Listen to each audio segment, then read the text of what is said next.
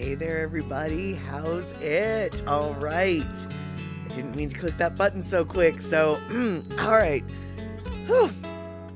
Boy, oh boy. It is 4 p.m.-ish West Coast time. We're looking at 1 p.m. Hawaii time, 7 p.m. on the East Coast, and 6 p.m. for our Central Time folk. Yeah, that's right. It's maybe 6:05. It's maybe 4:05. It's maybe 1:05. But what's 5 minutes here or there, right? You know. Network TV starts 5 minutes after the half hour, right? Or after the hour. It's commercials or something like that, right?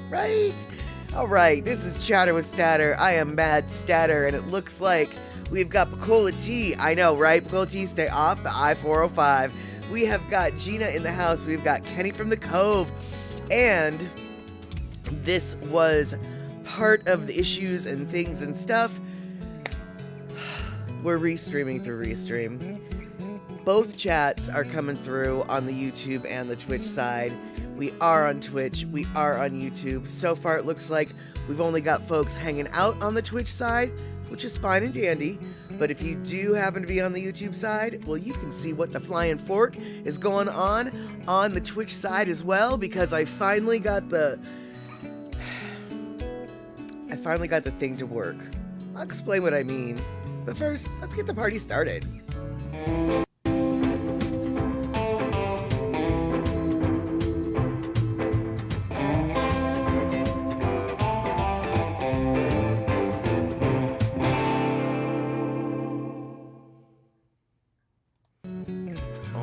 So, yes, indeedy. Do we have background music? We do. All right. Oh my goodness. Oh, I think we might be chugging a longa. And Gina, Ashes, and Dusty are outside enjoying the beautiful sunny weather that we've got out today.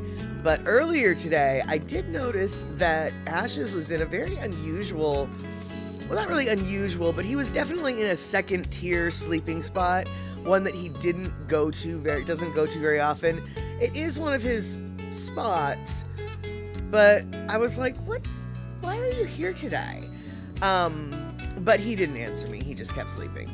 Anyway, I went back to the bathroom to do, things and stuff, and suddenly emerging from the most superiorist of all the sleeping locations, yes, that is in the dark cupboard on top of the towels.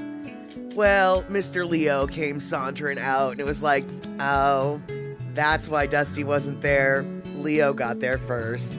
So, it's good to know that all three of the kitties that are in my realm have been accounted for today. If Puzzycat was here, I would tell him that, but alas, Puzzycat is not here, so I'm telling all you guys that. And Buc-ees T, thank you so much for my movie star glamour hairstyle that you think you're noticing. What this really is a chaotic mess that I didn't even bother to look at before I started the camera, and so, I'm glad it's a good hair day today. I can take no credit for it, but yeehaw, I'm glad that it's a good one. Now let's see here. Gina, you can't see the restream from the YouTube side. Well, then there now. Hold on just 1 second. Let's see what's going on.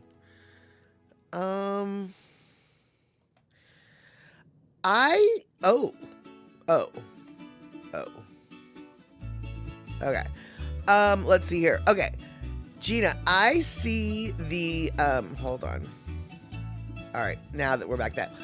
It looks like the chat on YouTube was a little weird for me. I had to click hide chat, open chat, hide chat, open chat, but it finally showed up. And everybody's chat from Twitch is actually coming through on YouTube. And it looks like we might even, we've got an Andy Boomatai on the Twitch side. Hey there, Andy Boomatai, good to see you. Yeah, it looks like I think that it's working for me.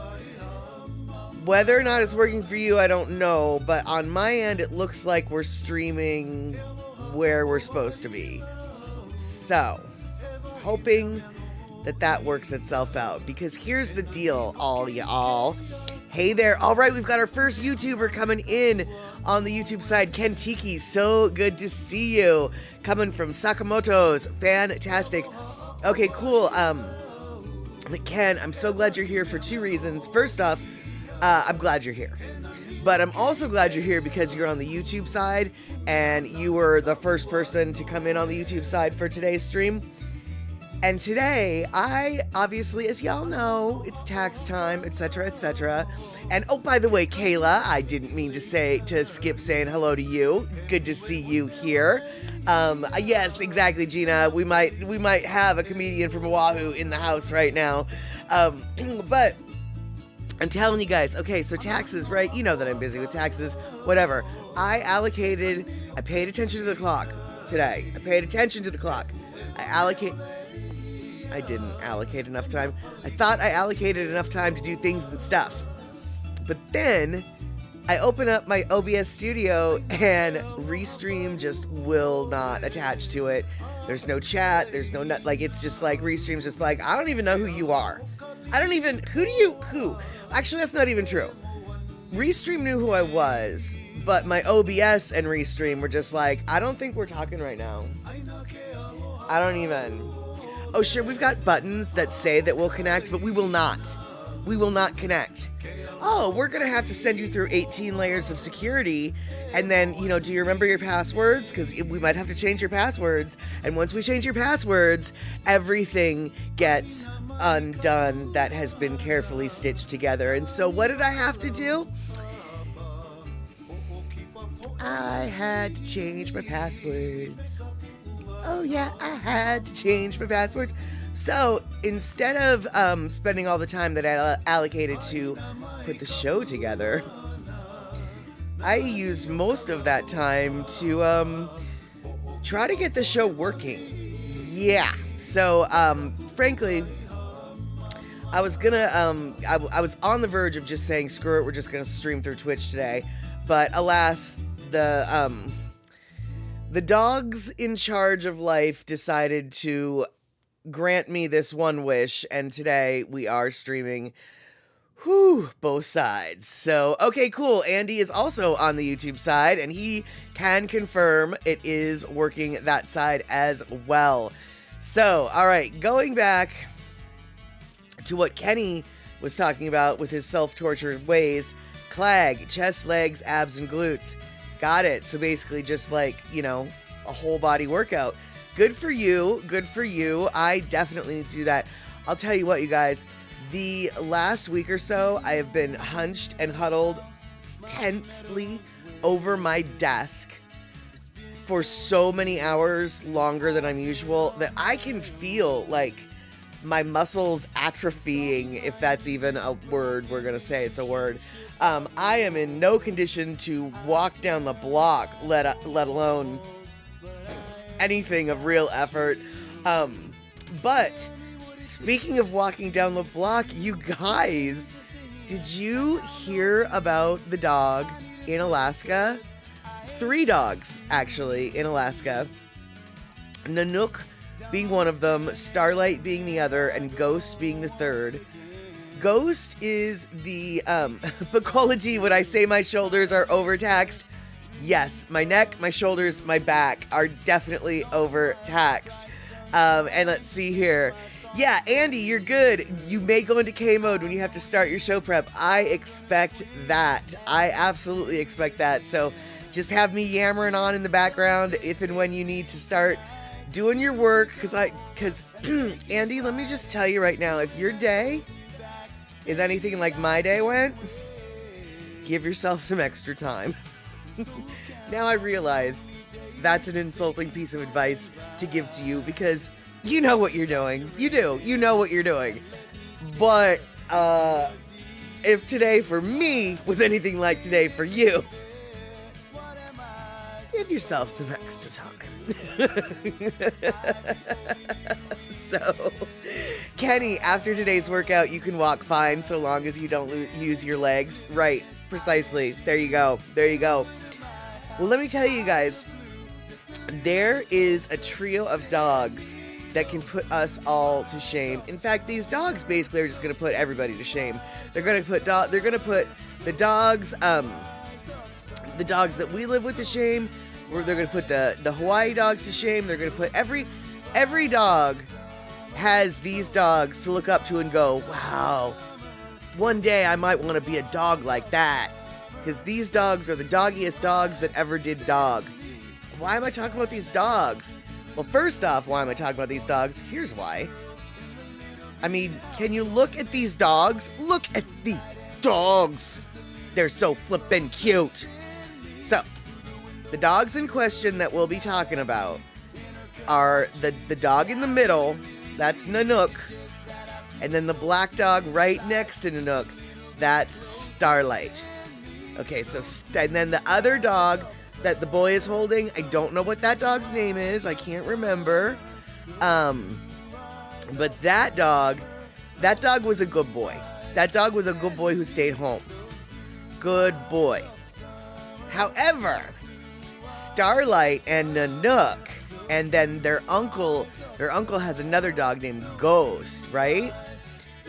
Well, Ghost has a tendency to every once in a while just take a walkabout on the tundra, and the uncle doesn't really worry too much about it. He's always home within a couple weeks. Okay, now first off, that's a little too lackadaisical. I'm all for letting wild dogs wander the neighborhoods, you know? If they're not gonna, you know, if you're in Alaska, you don't chain up your dog. Your dog wanders, right? So, okay. You know, these dogs wander, but like to not see your dog for 2 weeks, that's kind of a freaky thing, right? Hey, Pussycat, good to see you. If you were here earlier, you would have gotten my kitty cat update, which was Dusty Kitty was sleeping in his second tier spot. Went and found that Mr. Leo was in the first tier spot, so Leo has been accounted for today. Ate a huge amount of food before he went back outside to snooze in the sun. So all of the kitties, including the one that you named there, Pussycat, have been accounted for today. But now we're talking about the dogs, the Pupper-Doggos. And yes, Picola T, a couple weeks. And here's why they were gone for a couple weeks. All right, first off, this is some of the dogs, right?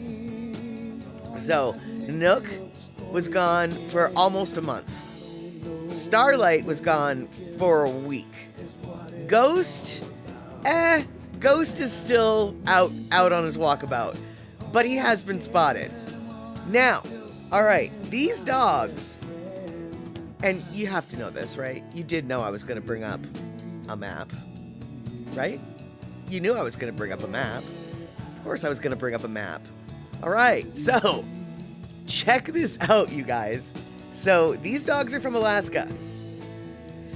And they're from St. Lawrence Island. So look at the map. You're looking at St. Lawrence Island, right?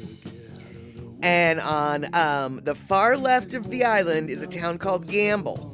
Not gamble like gambling, but gamble like Campbell. Anyway. They're from Gamble. They all went missing. Ghost, Nanuq, and Starlight all went missing for a couple weeks.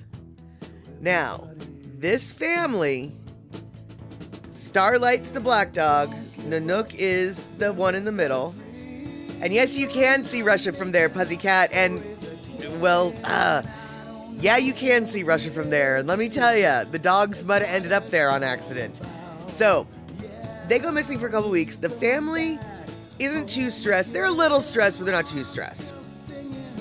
They're out doing their thing on their snow machines. For those of you who aren't familiar with Alaskan terminology, snow machines are another word for snowmobiles. So they're out on their snow machines 37 miles away in Savunga. You can see Savunga there on St. Lawrence Island. And so they're on their snow machines, and out of the blue, this black dog starts running next to the snow machines. So they stop the snow machines and they look, and they're just like, that's our dog 37 miles away, okay? So they bring Starlight. Starlight, remember, Starlight's the black one right there. So they find Starlight. They're pretty stoked. They bring Starlight back home. So then they really are like, all right, where's Nanuq? Like, so they start putting the word out, where's Nanuq? Social media is this, that, and the other thing. And so rural Alaska has their own network of, communications, with their own, Facebook groups, et cetera, et cetera. Well, as it turns out, Nanuq was spotted in Wales.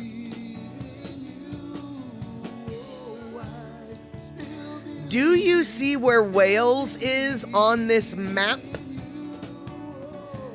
Do you see where Wales is on this map? Here, let me redirect your gaze. It's not on St. Lawrence Island. It's not in Russia. Russia would be closer than where Wales is. No, Wales is at that little tippy-tampy point of the mainland of Alaska, north of Nome. And how does that happen, Kayla? Ice sheets. The dogs were walking the ice sheets. And 166 miles away from Gamble is Wales. 166 miles, you guys. 166 miles. And they found him. He had a big old bite. He got a big old bite from nobody's sure. It looks like it's a huge bite. So there's like, I don't know. It was either like a polar bear or some kind of wall of some kind of big seal or a sea lion. Like one of his legs is bit, but he's healing fine. But yeah, so the dog is either an excellent swimmer or knows how to catch an ice fairy. My best guess is the dog is an excellent ice floater. Because check this out. Ghost, the one that's still out and about, Ghost has a pink collar. And that dog right there, there's Ghost. He's still on the lam, but it's okay because he caught a seal. He hunted for and caught his own seal. Wearing a pink collar, just so you know. Pink obviously is the sign of a very strong and masculine dog. So he caught his own seal, and he's still out and about, but they're not nearly as worried about him. He clearly knows how to survive. But basically, yeah, Ghost and Nanuq and Starlight decided, no, this is a little too much for me. Starlight's not even a year old yet. Nanuq is barely a year old. So Starlight was just like, this is too much for me, boys. I think I'm staying on the mainland. I'm scared. And the boys were like, we're going on adventure. And so they went on adventure, a little bit bigger of an adventure than maybe they had planned for. And so now Ghost is out and about doing whatever. And the word to bring Ghost home is out. Now, Kayla, are they trying to get their dogs back? 2 of the 3 dogs are back home. They found Starlight on their own when they were on their snow machines 37 miles away, which is a big enough story in and of itself, right? Right? I would think. No. Nanuq, her older brother, had to one-up Starlight. It's like, 37 miles, try 166. So yeah, as it turns out, the community rallied together. Like, there was this small chartered plane that was taking some group of school kids to like this wrestling tournament in Nome or something. So they like got the dog on that plane and then blah, blah, blah. And through a series of hops, skips, and jumps of seaplanes, the dog did get back to Gamble on St. Lawrence Island. And his family is feeding him antibiotics and taking care of his wound. Like I said, he's got a really big bite wound. They don't know what from, but they do know that other than the bite wound, which will heal just fine, he is in perfect health. Now, Ghost, still a little bit unknown. The uncle is, like I said, not that worried about it because Ghost has done this before. That being said, I do think that the uncle should maybe be a little bit worried about it in the sense that the spring thaw is happening, so if Ghost was on some ice sheets and those ice sheets are moving and melting, who knows where he's going to end up. And yeah, that's right. I'm going back to the map. And if you look at where they're at, it's not impossible that he couldn't end up in Russia. Russia is closer to where he started from than where Nanuq ended up. So who the Flying Fork knows exactly where Ghost is. He'll eventually show up. All I know is Alaskan dogs are what the rest of the dogs in the world, like, every dog in the world should have a poster of these Alaskan dogs on their bedroom walls. Like, these are my idols. These are the rock star dogs. These are the dogs these are the super athletes. These are the Michael Jordan dogs of the dog world, or whatever. Yeah, and Pukolati, exactly. It's got the makings of a real Disney movie. Precisely. I mean, we're all familiar with the Nanuq of the North. I think that was the name of wasn't that the name of one of the sled dogs? Oh, no, wait, that was Balto. Well, no, maybe. I feel like Nanuq might have been one of the sled dogs that, helped get the Iditarod started with the whole medicine situation. But either way, Nanuq, Ghost, and Starlight all have wonderful, wonderful stories to tell. And yeah, Pussycat, you're lucky to get one dog back, let alone three. Right, exactly. And it's, Kenny, it is, to me, from my mainland, sissified mainland point of view, like, yeah, maybe he got bit by a seal, maybe he got bit by the seal that Ghost killed. Who knows? But actually, maybe Ghost got killed. I can't help but think maybe Ghost got killed, right? I mean, I'm a sissified mainland dog person. It's logical. But, there's obviously still hope for Ghost because, well, I mean, I think we know there's still hope for Ghost. If Nanuq is any indication, there is still hope for Ghost. And yeah, so I heard about that last night and thought it was incredible. And unfortunately, God dang it. All right, you know what, you guys? All right, I'm going to put on this little thing because I didn't load up this one picture, and I really wanted to load up this one picture because it's such a cute picture. So we're going to watch Kittens for just a quick minute, and I'll be right back. Let's watch Kittens.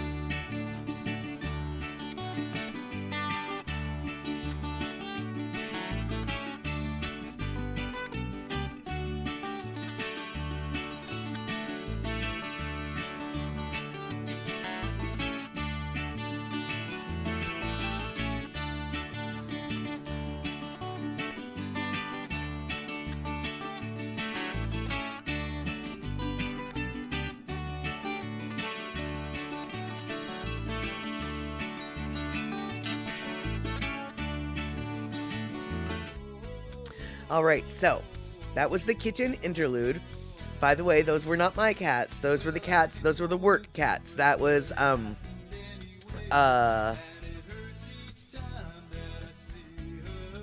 Foss and Archie. Foss and Archie are the work cats. I can never remember their names. I just don't, the names just don't vibe with me. I still don't like the work kitties names, and so they just haven't done our thing. But let's see here. Pussycat, you're telling Kayla that your dog is very smart. He could have been a great canine cop dog. That's how smart he is. You're lucky to have him. Yes, he might be smart, But here's the real question, Pussycat. Is he as cute as Nanuq? Look at Nanuq's little face. Look how cute Nanuq is. Oh my goodness. Oh my goodness. There's Nanuq right there. Pork, pork, pork. He looks like he loves chimkins. Look at the Nanuqs. That's Nanuq after he came home. That's him right there after his travels. He had so many. He's like a frequent flyer on the local seaplanes. I think he's got his own little account with his little sea miles logged, and so pretty soon he'll be able to take his own vacation. He'll be able to fly to Nome instead of have to walk the 166 miles, and yeah, so that's the cutest little that's the cutest thing. And I just wanted to share his cute little blue-eyed face because look at the cute little blue-eyed face. He's just so cute. I mean, if you don't want to give that little dog an ear scritch, then you better not have fingers to give an ear scritch, because those are scritchable ears as far as I'm concerned. Yes, indeedy. So yeah. That, I know, his whiskers, here, yep, exactly, his whiskers, though, exactly, they're so cute. Yeah, obviously, I'm gonna go out on a limb and say he's part Bernese Mountain Dog, and Bernese Mountain Dogs are definitely a good cold weather breed. Probably not as hardy as, say, a Malamute or a Husky. But one thing that I've been told, so when you think of like sled dogs and things like that, well, okay, let me rephrase that. When I think of sled dogs and things like that, I always think of, the Huskies, the Malamutes, the fuzzy wolf, the dogs that look like wolves. The dogs that, are, the dogs that look like the one that the boy is holding. That kind of dog, right? Well, no, apparently sled dogs really don't look like that anymore. Sled dogs look like mutts. Sled dogs look like a bunch of different kind of breeds doing a bunch of different kinds of things. They just don't look like the stereotypical sled dog anymore. And so, even though ignorant people like me think that you have to have the super furry coat to survive in the sled dog competition world, there's dogs that look like Labradors. There's dogs that look like Bernese Mountain Dogs. Apparently, it takes all kinds to make a good sled dog team. And for the most part, what you're really looking for is a dog that likes to run. And lots of dogs like to run. So, not just the Huskies and the Malamutes. That being said, as someone who has grown up with a bunch of Huskies and Malamutes in my neighborhood, known people who've had them, etc., etc., one thing I can tell you about Huskies and Malamutes, you generally don't want to have one in warmer climates. Your dog is going to be miserable, period, end of story. But most importantly, if you aren't a regular runner, and when I say runner, I mean runner, if you aren't, oh, hey, Orange Crush, thank you so much for coming in and following. Good to see you. But if you basically aren't a runner and aren't willing to exercise your Husky or Malamute 5 miles or more a day, then you have no business having that dog. They're runners. They run. That's what they do. I have yet to meet a Malamute that can't hop a fence and go running and end up 10 miles away from the house, not knowing how in the flying fork it got there, but then it'll come home, whatever. But let me just tell you right now, the dogs are runners, they are, and if you ain't gonna go running with them, don't think about adding one to your house. It's not fair to you, it's not fair to your neighbors, it's not fair to the dog. Because the dog is going to skip your fence, the dog is going to go running, the dog's going to go running free, and in most municipalities, that is looked down upon. My neighborhood, I don't mind it when I know when I know the local dogs and they're just wandering the streets. I actually don't mind that. In fact, I kind of like it. It reminds me of home. It reminds me that The kids still play in the streets because the streets aren't filled with dangerous cars that are speeding up and down. And it's true. My little strange enclave of a neighborhood, everybody's too poor to own an Xbox, so the kids are outside playing in the streets. And sometimes, the local dogs are just wandering around. And I love that. But I am probably the only person in the world that loves that. Most people in a cityscape prefer their dogs contained. And I can understand that, because if you don't know your dog and you're not comfortable with big dogs just randomly roaming the streets, it is an uncomfortable situation. I myself am stupid and have no fear, so I don't have a problem with random dogs wandering down my street. But remember, that is because I am stupid and I have no fear. Don't be like me. And let's see here. So Pacolity, a few years ago, we visited a sled dog training camp in Alaska. Right, Saturday, these dogs were lean and all different colors and features, and you got to hold, pardon me while I regain my dignity. No, screw it. You got to hold puppies. You got to hold puppies. I love puppies. I love puppies with a fresh puppy smell. The fresh puppy smell to me is better than new car smell, and it's way better than newborn baby smell. I don't know why you guys like the newborn baby smell. It's gross. But fresh puppy smell, it's almost as good as fresh kitten smell. Yes, it is. Yes, it is. And Kayla, oh, that's so funny. One time, you remember when Kona was growing up, you played a kitten video and he was scratching at the phone. That is so cute. And, oh my goodness, your Shih Tzu had like 7 puppies. That's probably the cutest batch of puppies you could possibly have. I mean, talk about just little fluff balls. Oh, they probably smelled so fluffy and cute. Yeah. Aw, that fresh puppy smell. 'Cause I'm a weirdo. Oh, Pacolity, when we arrived at the dog camp, we were each handed a puppy. It was part of their socialization so they don't get distracted by crowds during a race. Totally makes sense. Absolutely makes sense. Yeah. Because there's a lot of aspects to, what makes a good sled dog. I mean, obviously they have to want to run. They have to have the stamina to run. They have to have the strength not to be injured by running the long distances. And then you have the whole socialization of getting along with the other dogs in the pack, not to mention the crowds for the races. It takes a lot to train a sled dog. Now, granted, it's oftentimes super fun for training sled dogs. I have a friend who I used to go kayaking with named Finn. And Finn was a crazy guy. And when I say crazy, I mean crazy in the best possible way. But seriously, you guys, Finn was flipping nuts. One day, Finn was a lot intoxicated, way too intoxicated. And he was on one side of a railroad track from the sports stadium that he wanted to get to. There was a train stopped and nobody could cross the track. Well, Finn, being the extraordinarily athletically gifted person, was like, I can hop this real quick like a bunny, no big deal. Excellent, so he did. Or wait, no, he didn't. See, because the moment his foot hit the standing still train, the train started to move. And he lost his balance. He got drug under the train for a little while. Yeah, so, very bad injury later. Loses his leg. He doesn't care.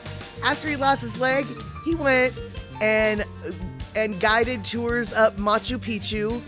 He went and did dog sledding in Alaska.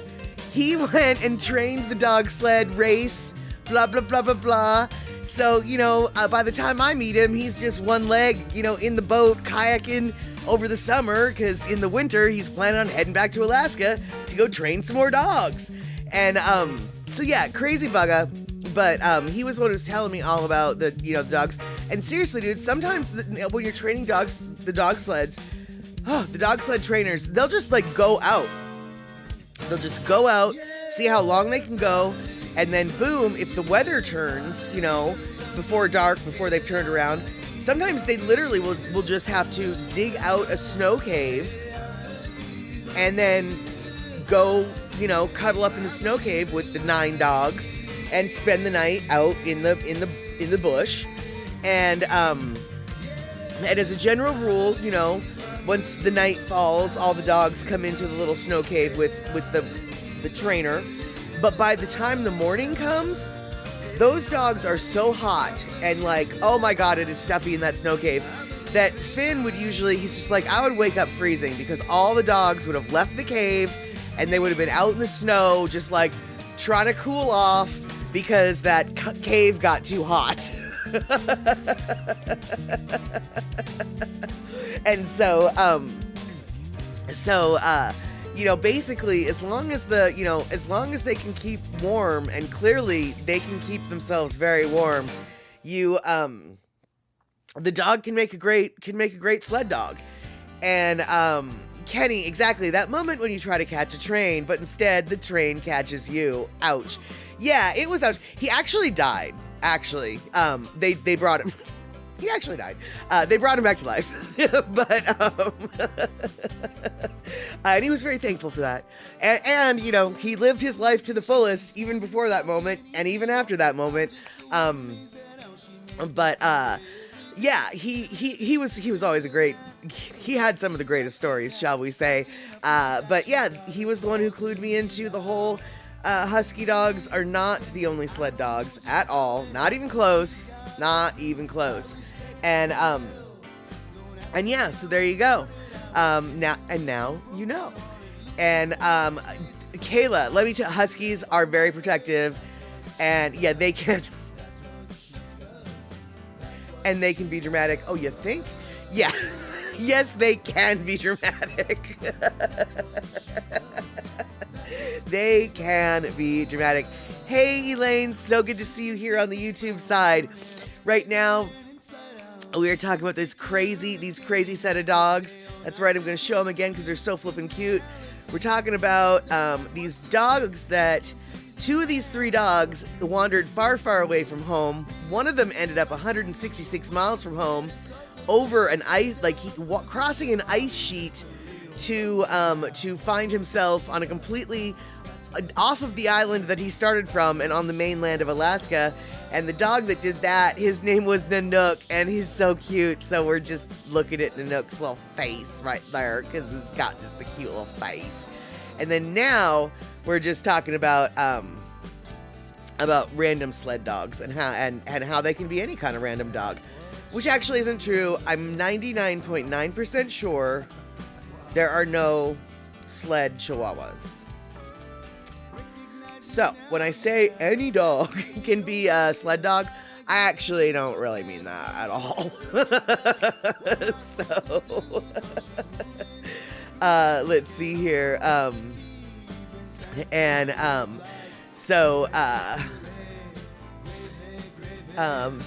no, Kayla, you had a little cold dog and she was becoming hypothermic? That's not good. You gotta cuddle your dog right when they're chilly. If you cuddle the dog right, they'll cuddle you right. And exactly, Picola T, city dogs use Uber. Exactly.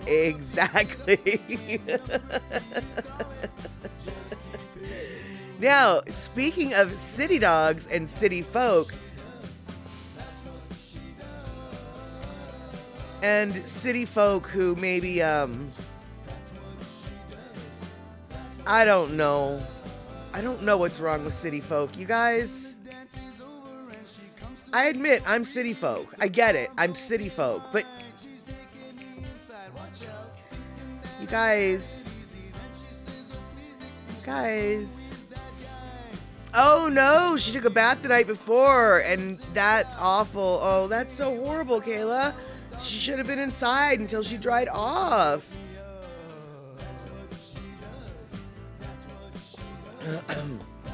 That is just awful. And yeah, exactly, Kenny. A poodle or a Pomeranian pulling a sled, not so much.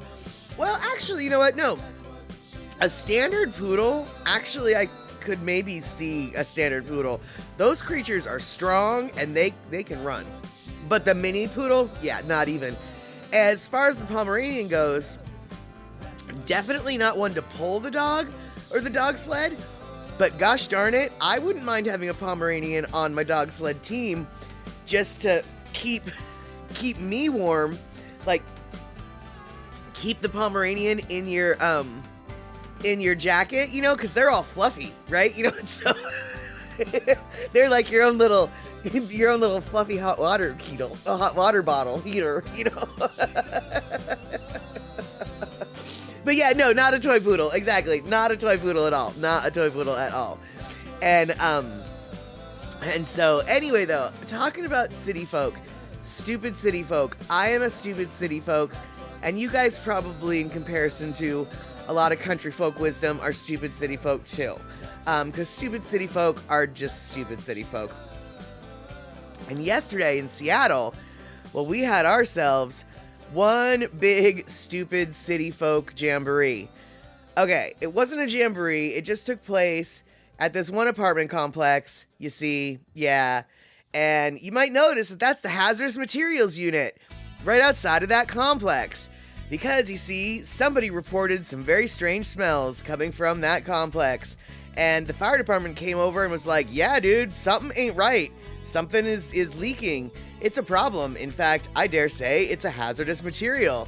And so maybe we should call our hazardous material people and have them come in their big fancy truck, just like this. And then they're going to get dressed up in their big fancy clothes, like this. Okay, wait, like this. There we go. So, hazardous materials. Oh my, oh my. They identified the apartment of which this leak of some sort was coming from, and they broke in, and they found a guy in his bathroom, in his toilet, at his toilet, mixing a bunch of household chemicals, and he was creating a solution to dissolve rocks in his toilet to get the gold out of them, because the rocks, they have the gold, but the gold is inside the rocks, and so the rocks need to be dissolved by bathroom cleaners in the toilet, and then the rocks will dissolve, and then there will be gold in the rocks. You see, there's rocks that have gold in them, apparently, and the way you get the gold is you dissolve the rocks around the gold from your toilet. Hey, eyes on Boney. Oh, you know this movie, The Fifth Element. Yeah, no, this is real life. No, this was real life.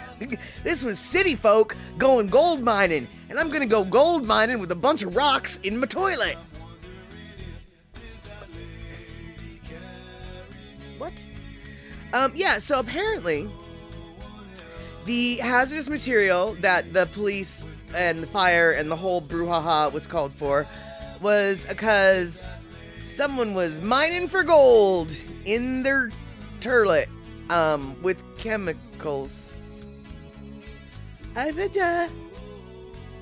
There's a reason why city folk are called dumb by country folk, and that is right there the reason why we're called dumb. I mean, we're stupid in a lot of ways, but come on! City folk can give themselves a bad enough name without... You guys, let me just tell you right now. You don't dissolve the rocks in your toilet.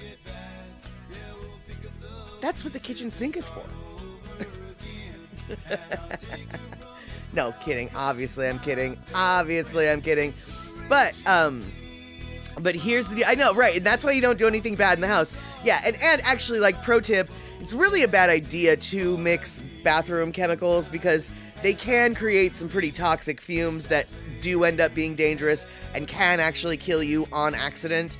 I almost got myself passed out by pouring some chlorine into water, but not enough water. And so the chlorine, like, fumes that was created, and I was outside when this happened, but it was so strong that I had to go running from the horrible thing that I did, and I had to then add more water from afar. So yeah, don't go mixing chemicals in your house. Frankly, don't go mixing chemicals in your yard. Just don't go mixing chemicals unless you know what you're doing. And if you think that you can extract gold from the rocks in your toilet or your kitchen sink, you don't know what you're doing, so stop. Just don't. And, right, exactly, Izomboni. A kid I was training mixed bleach and ammonia to mop the floor. Good times. Right, see, and that's the time, that's the time when the hazmat suits might get brought out, and the building might get evacuated. That is precisely it. And Kenny from the Cove, thanks to your upbringing, you have a foot in both the city and country worlds. Exactly, and as someone who has a foot in both city and country worlds, Kenny, I think you can appreciate what I mean when I say that country folk think city folk are stupid. I mean, I know that the stereotype is the country folk are the hicks, and the city folk think the country folk are stupid. No, I know that that's the stereotype, but the reverse is true. Country folk think that city folk are stupid, and sometimes, most times, a lot of times, country folk are way right, because city folk cannot survive. A country boy can survive, but then their city folk, they cannot survive.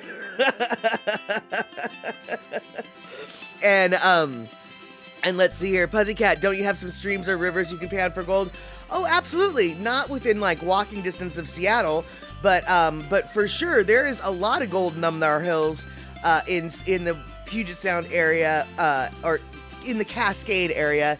And then once you go a little bit like to Idaho, shoot, dude, there's a town in Idaho literally called Orofino, meaning find gold. And you can literally go panning for gold in the river that runs through town, and there's a very good chance you're gonna find some gold. And let's see here, Kenny from the Cove, country folks are hicks who know not to chemical fry rocks in the toilet. Exactly. Yeah, exactly. And somebody Lemnar Hills, you love it. Exactly. Now, okay, you guys, I've had this video queued up for I don't even know how long. I found it interesting. I thought it was interesting, but I didn't really have a reason until today to show it to you. But here's the deal. Since all y'all are asking, indeed, we do have gold in Washington. Here's a little video from a geologist named Nick Zentner. Nick Zentner works out of Central Washington University, and he's got a great set of online content on his YouTube channel. And this is one example of the little shows that he creates to bring life to the topic of geology in the area and the rocks we have surrounding us in the state of Washington. So here is his little show, it's like 5 minutes, about the gold, some of the gold you can find in the state of Washington. So, you guys, Gina, you know about Zentner. Oh, fantastic. I am a huge fan of Nick Zentner. He had this one lecture that lasted 2 hours, and it was just him in front of 2 different chalkboards. Chalkboards, dude, not whiteboards, not PowerPoints, not nothing, chalkboards. And I was enthralled over what he had to say for the 2 flippin' hours. But this is not a 2-hour production. This is a 5-minute production by Nick Zentner. And yeah, I'm going to share it with you. And I guess maybe I'm stealing content, but at least you'll learn something from my theft. Crack the mysteries of the Earth. Discover the energy that drives a planet and builds mountains. Uncover buried treasure and see what makes mountains blow. Find out what shapes the top of the Earth and explore the secret world below with me, Nick, on the rocks. Barely half an hour from Ellensburg, Rob Wrappin is still finding gold in a mine more than a century old. I met him when he took one of my classes that's open to the public. It turned out that my student also had a lot to teach me. He gave me a tour of the old mine he's been reworking. This is some of the work of the Chinese miners that were in here 100 years ago. No kidding. The Chinese were, for the most part, better, probably more diligent than most, white miners. Very impressive work. So conditions, although they were outstanding miners, the conditions were pretty tough. They were in here with candles. And you're looking for stuff left over by the old timers. Yeah, we spent a lot of time just cleaning out some of their old tunnels because we figured they left about 25%. We will break this bedrock up and get to the bottom of many cracks that might have gold in. So there's not gold everywhere here. Our pay layer is 2 feet above bedrock and a foot into the bedrock. The rest is all waste material. It doesn't pay to try to process it. And of course, all the good heavy stuff is on the bedrock or in the cracks of the bedrock. Outside the mine, Rob showed me some of his gold. I'll pour them out so you can see them here. This is typical of Liberty Gold. The placer that's Millions of years ago, a unique combination of conditions resulted in the buried treasure he's uncovering. I can't believe this weight. Basalt lava burst through shale. Sedimentary rock deposited in a vast inland lake. red, white, and blue. I'm all ears. Red, white, and blue. Red is the basalt intrusive. Okay. White is the calcite Okay. and or quartz, and blue is the bluish black shale. Those three, in very specific conditions related to each other, will precipitate out the crystalline wire gold. All the gold in Liberty originated as wire gold. Oh my God, that's gorgeous. Where's the gold coming from? The solution is coming from way deep. Gold has an affinity for carbon. So why do we need the red? Why do we need That's that the heat basalt? source. So the gold is being moved by hot fluids along the Originally. margin of that basalt. Originally, yes. All the heavy gold has settled down to the bedrock that river gravel tumbled over the top Right. of. The panning is more for fun now, or do you pan at the last stage? You always of- come down to a pan. In You the know- end, it always comes down to a pan. Can you show me how to do that? Yeah, you bet. You got some Yeah, pans? You got? I got some dirt over here with gold in it. I'll show you how. Just want to check it out. Not many people do it correctly.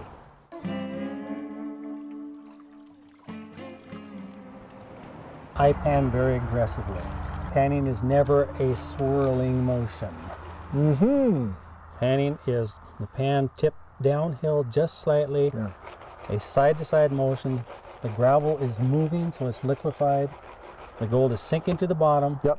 The top layer slides out. The gold is still down in that corner. Everything else slid over Right. the top of it. So right now, any gold that's in this pan is right exactly in this bottom corner. And you do truly have a corner. Sorry, Yeah. these have a nice little corner lip in the bottom. Okay. All right.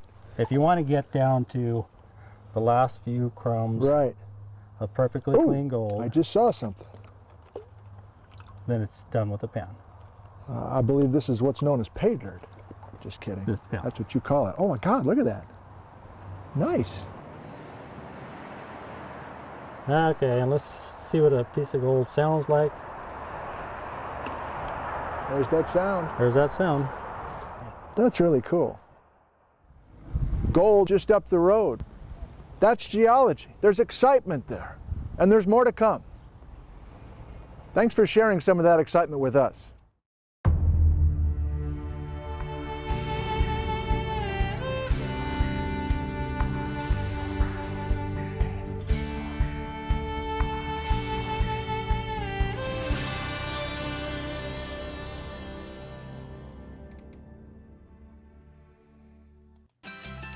All right, so there we have it. Ashes coming in because she heard that we were talking about gold, and she's a pretty girl. She likes gold. But yeah, so if you are ever at all thinking you want to geek out on some rock talk, Nick Zentner is the gentleman to go look up. Granted, most of his work is done in the Washington State Pacific Northwest region. That being said, there's a lot of geology that you can learn from in this area. And if you want to Google Nick on the Rocks, that should bring you to a bunch of his different the short videos like the one that we just saw. But if you just go to YouTube and you do Nick Zentner, you'll find a bunch of his different lectures, etc. And some of the, like I said, some of his videos are actually like 2 hours long. And, you know, it's nothing but him in front of a chalkboard. And he is... My cat's wrecking havoc. He is a little circuitous and tangential in telling his stories, but it all comes together in the end. All the little randomness that he goes off on, it's like, why did we go down that path? Just wait, you'll see why, you know? And so he really brings all of the aspects together. And so let's see here. Kenny, the closest you ever came to finding gold was when you found an old can of Gold Bond talcum powder. There you go. You know, I think it was Pecola T that said gold panning is addictive. And, you know, I think it could be as long as you get that reinforcement. I've only panned a couple times, and both of the times that I did it, it was not really, it was way more trouble than it was worth. That being said, I probably wasn't panning properly, but like, it is tedious. I mean, panning for gold is hard work. Even in the fashion in which I did it, which was standing over, you know, similar to the fashion that we saw in this video, where they're like, the sand is above some basin of water and you're doing it. You're not knee deep in a freezing running water creek coming off the mountains like, you know, the old timers were, you know, back in the day. I can't imagine, you know, you're just sopping wet, covered in dirt, mud, and rocks, trying to pick these little flakes of gold out of the sand. Oh my goodness gracious, you guys, that must have been hard flipping work. Because it's hard work even when there's, here's a jar of sand, there's guaranteed to be gold in it. It's your job to find the gold. That's still hard work. At least it was for me. And so let's see here. Kentucky, your property, the Black Sands mine, is in between Malikauf diggings and the 16-1 mine in Nevada City. Still got some gold in the tailings. Oh, I'm not at all surprised. Wasn't it though, Ken? I feel like I heard this story before. I don't think I'm making this story up, but I could be. I feel like they were trying to mine for gold up there in Nevada. I think it was Nevada City. But there was this blue mud that was just sticky and in everybody's way and just making gold mining the most difficult flipping thing in the world. And it was getting to be a pain in the arse. And so somebody was like, what in the flying fork is this stupid blue mud? And so they went to go get it analyzed. Well, as it turns out, it was just like, the mud was basically silver. And so they were throwing away all this silver mud to get to the gold. And as it turned out, the silver was just literally there to be taken. You know, I don't remember exactly how the silver was infused into the mud, but yeah, apparently like all this, what they considered, you know, trash, actually ended up being more abundant and worth more than the gold that they were trying to mine out of all this blue mud trash. Which I thought was kind of funny. And I'll see you later, Kayla. Thanks for coming in. And Kenny from the Cove, panning for gold is not for folks who got somewhere else they gotta be. That is exactly right. And see, Kentucky, even with today's equipment, panning for gold is still hard work. Abso-flippin'-lutely.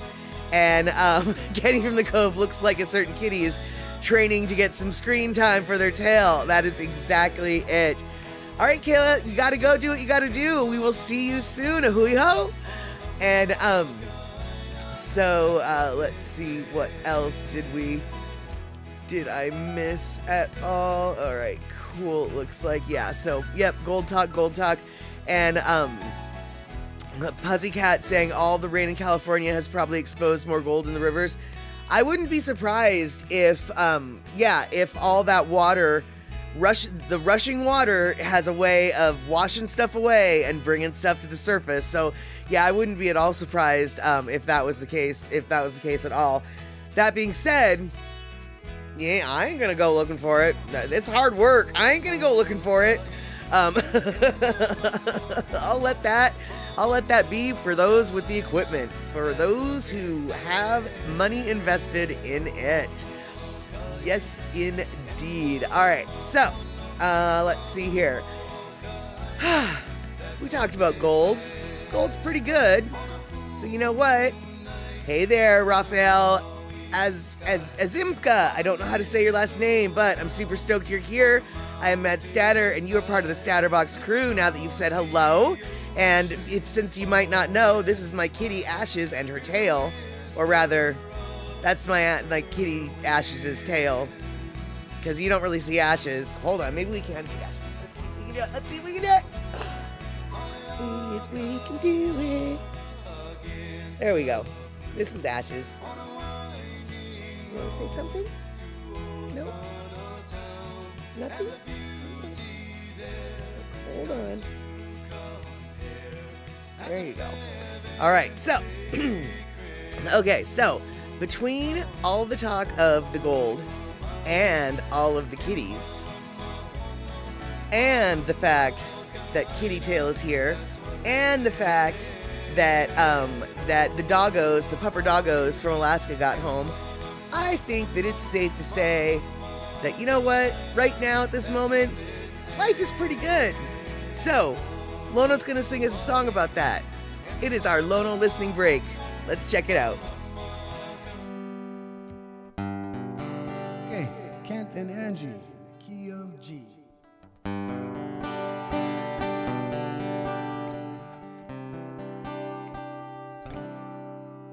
In the light of the river that flows, carries a lake, through the ocean it will go, then out to the sea, over the horizon, somewhere in a new world, waiting for something alone.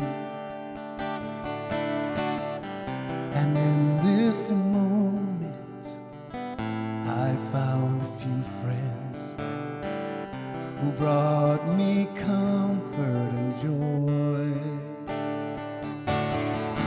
When the light shines on each brand new day, and you see its rays through the cloudiest of days, and you see the light of your life racing in front of you, there we will stand and try again.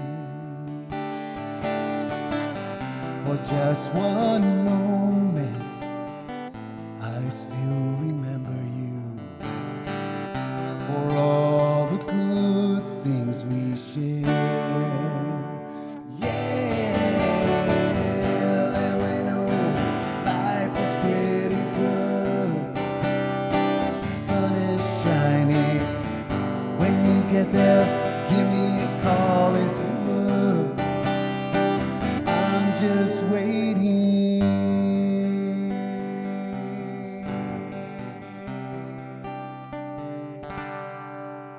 And the last time that we said goodbye, I could not feel the pain. Though I would try to feel the love that two people feel for one another, looking for bright days. I see your smile when I'm okay. Wonderful life is what we dream of. I see the light in your eyes. Yeah, we know life is pretty good. Sun is shining. When you get there, give me a call if you would. I'm just waiting. Yeah, we know life is pretty good. Sun is shining.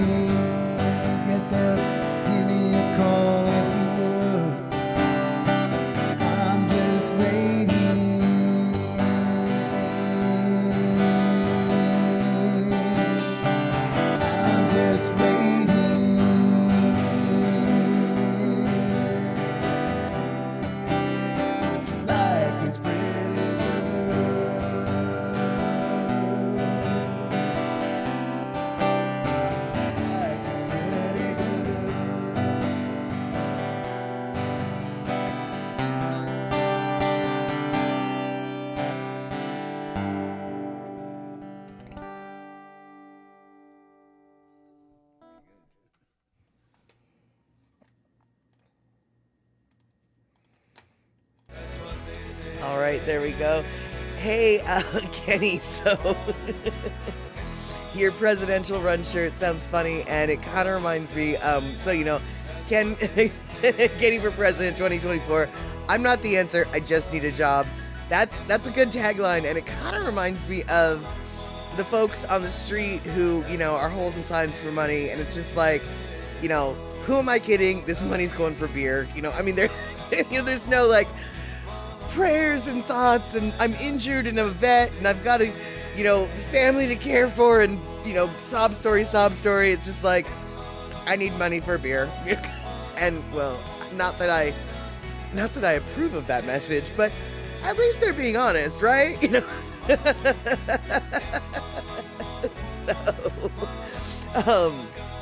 And Andy, yeah, this song is called Life is Pretty Good, and I don't know off the top of my head, I want to say that song isn't on any Lono albums. I think he just has it on his YouTube page, but I can't remember. If it's on one of his albums, it's on one of his early albums, maybe like the White Album. I am, as the Lono Librarian, I'm feeling a little ashamed. I can't remember exactly what album that comes from. But yeah, song was Life's Pretty Good. You can definitely check it out on Lono's Kaupe'epe'e page on YouTube. And if you don't know how to spell Kaupe'epe'e, that's okay, because you can just Google or YouTube search LonoMusic and it'll bring you right there. And so, C. Honda, so good to see you here today. We are sitting here talking about cute pupper-doggos and specifically this Pupper-Doggo. And yeah, that's right, you guys, I know. Why do we keep talking about the dog? Because the dog is so cute. Look at the dog. Look at the dog. You look at the dog right now. Such a cute little dog. Only he's big. Actually, he's a big dog. But yeah, see, Honda, that dog went from St. Lawrence Island, a place called Gamble, all the way over and across the water to this place called Wales. He walked the sea ice and he ended up on the mainland of Alaska, even though he's from St. Lawrence Island. And yeah, they had to fly him home. And hey, DJ Smoke 808, so good to see you. We started the day off with dogs, and then we went to Seattle hazardous stuffuses, and then we went to gold. And then we went back to the dogs, and then we had a Lono break, etc., etc. So, so that now you're all caught up. And see, Honda, the dog took a cruise. He took a long walk. He took a walkabout on the ice, and apparently rode the ice floes all the way across the Bering Strait to Alaska, mainland Alaska, not just St. Lawrence Island, Alaska. He was a part of a pack of 3 dogs that left town one day. 2 of the 3 dogs have since been recovered. The 3rd dog has not been recovered, but the owner of the 3rd dog is like, he's done this before, he'll be back. So he's not too worried about it. They're way more chill in Alaska than us city folk are down here about their pets. Clearly. And, right, and then Kenny from the Cove announced his presidency today. Not that he's the solution, he just needs a job.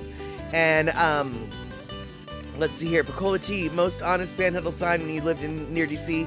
Teenagers sitting on steps of Smithsonian Museum holding a sign. I want to go to prom with this guy, but I can't afford a dress. Hey, dude, seriously, stupid dresses are like stupid expensive. So, very good. Excellent little use of the panhandling system. And Pussycat, yes, Lono does have a White album. Actually, no, that's not true. It's called the White CD, not the White Album. It's called the White CD. And if you go to LonoMusic.com, I believe it is still for sale. Now, you might not be able to actually buy the CD of the White CD. It's probably, I think, just a digital download, because there aren't too many CDs that he's got left that are actual physical CD form. I think there's only 6 of them, 6 different releases that he still has CDs for. Everything else is just digital download. But the coolest thing about Lono's new website is when you order a digital download, you won't have to wait for Lono to email you the link for you to download the album. It's a more automated process. It might not be instantaneous, but it's you know, a robot is handling it, and so it's a lot quicker than it was before, when you'd actually have to wait for Lono to go check his email and then get the thing and then send you the thing and blah blah blah blah. So it's a lot easier to purchase items off of LonoMusic.com these days. And let's see here. So Pussycat Adventure Dog is the title for this one. That could actually be. Either that or, you know, stupid city folk try to find gold in their turlet. What? City folk. And I say that purely as city folk. But, you know, I can make fun of city folk. I am city folk. And you know what? Country folk can make fun of city folk too, actually, as far as I'm concerned. Because as far as country folk are concerned, the city folk are, you know, not very smart. Not very smart at all. Now, you guys, speaking of Lono, all right, so right now there are no new releases for Lono at the moment. That being said, Lono and his band, the EV Music Project, they are working on a series of 5 albums that are going to be released in the next year and a half. It's like a 5-album project. Every 4 months, another album's going to be released. The first album hit a little bit of a hiccup. It was supposed to be released in March. And in case you don't know, it's not March anymore. But that's okay, because literally, I'm pretty sure literally as I say this, Lono and the Eevee Band are putting the final touches on the first album, and it probably should, in the next month or so, be ready for release. Don't quote me, because I do not have an official release date. That being said, I know that there is one in the works, and as soon as I find out when it's going to be available to the public, I think you know, I'll let you know. I'll let you know. And let's see here. Kenny already throwing down promises he plans to break, I'm sure. I promise, if I get elected, I will throw killer parties at the White House with open invites to all the Hemajang gang and the Statterbox crew. Okay, well, I hope you don't break that campaign promise, Kenny. That is an important campaign promise. And yeah, and then Piccola T's coming in with a very important campaign question. Can I catch a ride on Air Force One?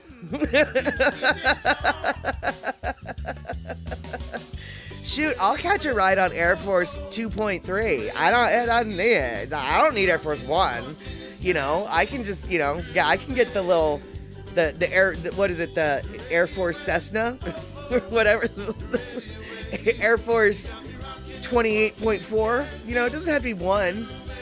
It doesn't have to be the main one. And Kenny from the Cove, though, if you do have parties at the White House, may I humbly suggest serving some Buc-ees beaver nuggets? Because, you know, Ronald Reagan, he had his Jelly Bellies. Jimmy Carter had his peanuts.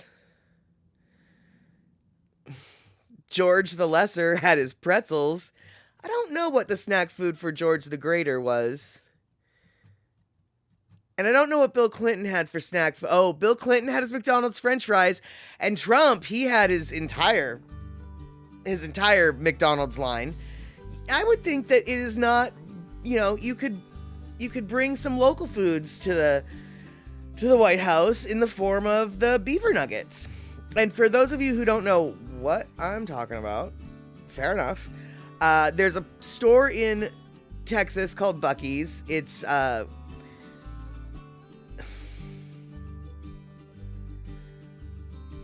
store in Texas called Buc-ees. You look it up. I mean, it is so much more than just it is so much that I don't even know where to begin. So we're just going to leave it at, it is a store in Texas named Buc-ees, and they have an in-house product called beaver nuggets. and it's some kind of puffed corn. It's not like popped corn, it's like puffed corn, and it's got this like sugary, salty glaze on it or whatever, and it's basically the best thing in the world. The only problem with the beaver nuggets is there aren't enough in the world, basically. And so I feel as though the beaver nugget would be a good Texas representation to have at the White House with all of the parties. And it sounds like you've got the HEB maple pecans on the desk in the Oval Office too. And oh my God, DJ Smook, did you do this on your own, or did you do this because I told you to do this? Because DJ Smook is totally right. Eat it like cereal and you're good. Seriously, that's how I eat it. It is, I put it in a bowl of milk, or rather I put them in a bowl, then I put milk on top of it. And yeah, beaver nuggets, dude, are like, they're like cereal. They actually, you know, DJ Smoke, I don't know if you're old enough to remember, but do you remember a cereal called Waffle-O's back in the day, like in the 80s? It was a sugar cereal, and it was basically like, you know, little waffle shaped whatever. You do. Okay, I swear to God, dude, those beaver nuggets kind of taste like Waffle-O's or the Sugar Pops. Exactly. Waffle-O's were so awesome. I know, weren't they though? Oh God, they were so flippin' bad for you. So flippin'. Yeah, you know, I mean, whoever thought feeding kids that sugar-coated crap for breakfast was a good idea, I don't know. But I am so happy to be part of the era of children that was fed this deliciousness, because we got to eat dessert for breakfast every single day, and somebody convinced our parents it was healthy. I don't quite know how that one happened, but it was delicious. And Gina, you know, yes, it does sound weird. Beaver nuggets, what in the flying fork, what in the flying fork, what in the flying fork. But I think it was Gina who was like, what are you talking about? Anyway, somebody was like, oh no, wait, hold on. Oh no, yeah, it was Gina. Yeah, beaver nuggets. I know, it sounds like awful. Oh my God, it sounds so awful. But the thing is Buc-ee, the mascot for Buc-ees, is a beaver. Hence, you know, buck teeth, Buc-ees, beaver, and then so beaver nuggets. And they've got, I think, a couple different flavors, but I think the original is the one that I really liked. Then again, there's not a lot that I've had, and it's thanks to Kenny from the Cove that sent me a huge package from Buc-ees. Some of which, like, let me tell you guys, it was so huge that I literally still have some stuff in my cupboard because there was so much stuff. But for the most part, all of it was delicious. And so, if you go to Buc-ees, be prepared to become a junk food addict. Because for the most part, no matter what form of junk food you pick off of the shelves, it'll be delicious. You'll like it. Even if you don't like it, you'll still eat it, and then you'll want more. I don't know. That's just how it works. And yeah, highly addictive sweet puffed corn snack. And yeah, Pussycat autocorrect doesn't like Buc-ees. Yeah, Buc-ees is its own little it wants to be butties. That's so cute. Yeah, Buc-ees has its own weird way of spelling its thing, and autocorrect gets very, very confused. Let's see here. So DJ Smoke, honey butter chicken sandwiches. Obviously never tried one of those because those don't ship well. Texas chicken and waffle plates. Once again, haven't had it. That doesn't travel well. Texas barbecue platters and much, much more. Yes, apparently some of the cleanest bathrooms in the world happen at Buc-ees. It's one of the largest quote-unquote convenience stores, gas stations, bathroom stops in the United States, if not the biggest in the United States.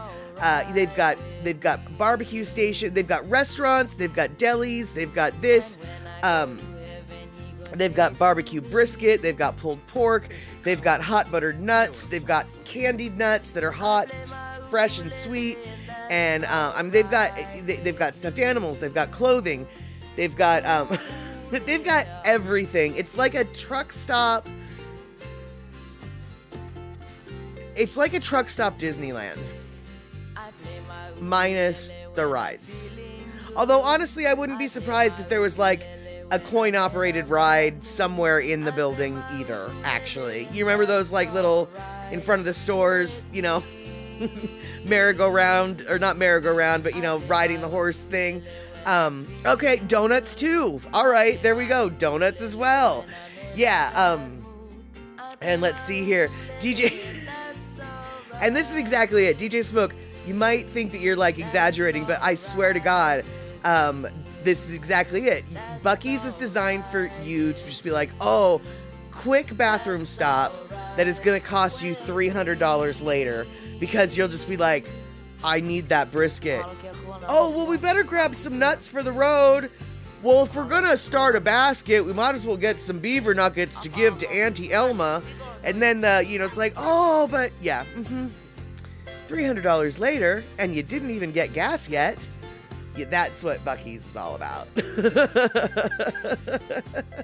And you guys, Buc-ees is like a Texas thing. It started in Texas. I think there's some in like Georgia, and it sounds like there's some like maybe in Florida. They're expanding out, right? And I've made it pretty clear, Texas and the whole Gulf Coast, that is like not my part of the country, y'all. I might be white, but I'm not that kind of white. That part of the country kind of freaks me out. I don't really like celebrate that part of the country a whole lot. I definitely don't recommend people go to that part of the country a whole lot, except for, oh my God, dude, you guys need to go to Buc-ees. And if that means you got to go to that part of the country, well then gall dang it, you buck up and you go to that part of that country, because Buc-ees is the bomb. There we have it. There we have it. And Kenny from the Cove, Willie Nelson, George Strait, and ZZ Top to play your inauguration. Sounds like a plan. You know, I had a horrible thought the other day. Willie Nelson is kind of getting up there, and if I've never seen Willie Nelson live, so I need to like hop on that train, because the days are numbered. And as I was thinking about that, I was thinking about this time when I was in junior high in the mid 80s, back when glam rock was king. You know, Bon Jovi era, the era of leather jackets with cowboy fringe, spurs on the high-heeled thigh-high boots, big ol' hair, etc., etc. Yeah, that's right. Glam, rock, rocker chick. That's what I was. That's what my best friend was. My best friend's name was Andy. Andy got in trouble. Her mom got really pissed off at her. Her mom decided to punish her in the most unique way. Her mom had 3 tickets to Willie Nelson. A ticket for her mom, a ticket for her dad, and a ticket for Andy. And she made Andy go to the Willie Nelson show. Andy was 14 years old. 14 years old. She's a glam rocker, not a country chick. She's got to go to a flippin' country show with her flippin' parents. Are you flippin' kidding me? Worst punishment in the world. Or so she thought. No, what the worst punishment in the world was, she thought she would get her parents back. So she's like, screw it. If I'm going to a concert, I'm going to a concert. And I'm going to get dressed up like I do for all my rocker concerts. So my hair's going to be extra big, and my spurs are going to be extra jangly and shiny, and my thigh-high boots are going to be extra thigh-high, and you know I'm going to wear the fringe. And you know what she did? She did all that. And she fit right in with all the country western fans. No one could tell that she was being a rebel. Instead, everyone thought she was a fan. And she was horrified. And that, my friends, was how my best friend's mom pulled off the perfect punishment in the strangest way. To this day, Andy feels foolish and resentful that her mom tricked her like that. And, I think it was kind of cool. But, it is 1 minute to the bottom of the hour, so we're going to wrap things up real quick like a bunny. And I'm hopefully going to see you in 30 minutes at Daily Pigeon Live with Andy Bumatai and James Monet. And if I don't, I hope to see you on Saturday. I'm not sure what we're doing on Saturday. I still haven't made it to the flippin' library to get the stupid everything. I've got late fees. I'm sure when I walk into that library, they're going to come out with guns drawn. You owe us 37 cents! You owe us money! Because I still haven't turned in my DVD, etc., etc. Who knows what we're going to be watching on Saturday? It'll be something, I promise. And so, there you have it, guys. we're going to do something on Saturday, 6 p.m. West Coast time. And yeah, I want to thank everybody for hanging out, making the stream super fun, thanking everybody for the great chat. This actually, yeah, this stream was a fun stream, you guys. Thanks to everybody. And Kenny, I will see if they have yesterday. I haven't done a search for that yet. Alrighty, you guys, we've got 30 minutes to go until Andy starts the show.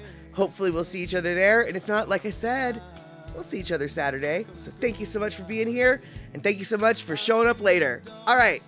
Mahalo, y'all. Take care.